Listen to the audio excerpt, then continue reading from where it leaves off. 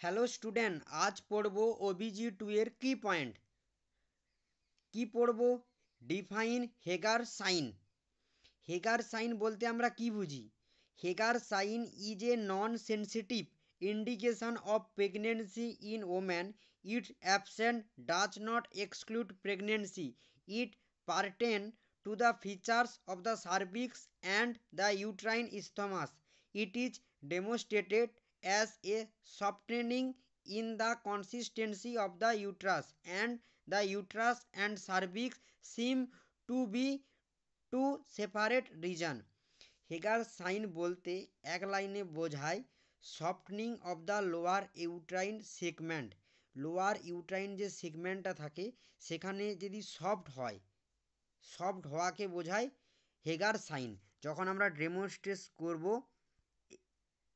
এই যে পিকচারটা এখানে দেখানো আছে, লোয়ার ইউট্রাইনের সেগমেন্টটা দেখা যাবে সফট হয়েছে, এটাকেই বলা হচ্ছে হেগার সাইন। আশা করি আজকের ভিডিওতে তোমরা হেগার সাইন বুঝতে পেরেছো। ওকে, থ্যাংক ইউ সো মাচ।